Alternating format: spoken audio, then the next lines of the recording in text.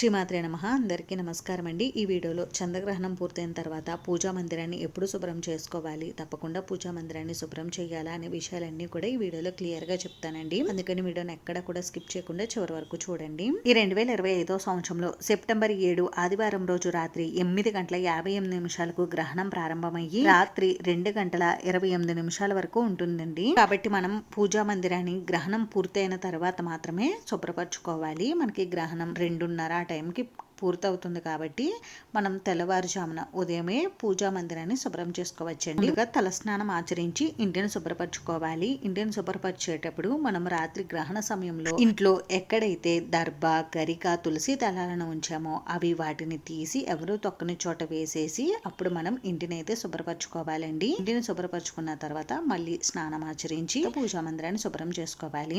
అయితే గ్రహణం పూర్తయిన తర్వాత పూజా మందిరాన్ని తప్పకుండా శుభ్రం చేయాలా అని అంటే తప్పకుండా శుభ్రం చేయాలండి. దేవుడు పటాలను మళ్ళీ శుభ్రపరచుకుని గంధం కుంకుమ బొట్లు పెట్టుకుని అందంగా అలంకరించుకుని పూజా మందిరంలో పెట్టుకోవాలి. దేవతా విగ్రహాలు ఉంటే మీ పూజా మందిరంలో వాటికి ఆవు పాలతో అభిషేకం నిర్వహించి ఆ తర్వాత వాటిని క్లీన్ చేసుకుని పూజా మందిరంలో పెట్టుకోవాలి. అలాగే పూజా మందిరం అంతా కూడా గంగాజలం కలిపినటువంటి నీటిని చిలకరించుకోవాలి. ఒకవేళ మీ దగ్గర గంగాజలం లేకపోతే పసుపు కలిపిన నీటినే మీరు పూజా మందిరము అలాగే ఇల్లంతా కూడా చిలకరించుకోవాలి. పూజా మందిరాన్ని శుభ్రం చేసుకున్న తర్వాత ముందుగా ఇంట్లో నిత్య దీపారాధన చేసుకుని స్వామివారికి ధూప దీప నైవేద్యాలు సమర్పించాలి. వీలు ఉన్నవారు కొబ్బరికాయ కూడా కొట్టుకోవచ్చు. పూజా మందిరంతో పాటుగా ఇల్లంతా కూడా పసుపు నీళ్లను చిలకరించుకోవాలండి. అలాగే ఇల్లంతా కూడా ధూపం చూపించుకోవాలి. ఈ విధంగా చేయడం వలన ఇంట్లో ఉన్నటువంటి నెగిటివ్ ఎనర్జీ అంతా కూడా తొలగిపోతుంది. అంతేనండి. చూసారు కదా, ఈ వీడియో మీకు నచ్చితే ప్లీజ్ లైక్ చేసి షేర్ చేసి సబ్స్క్రైబ్ చేసుకోండి. Thanks for watching.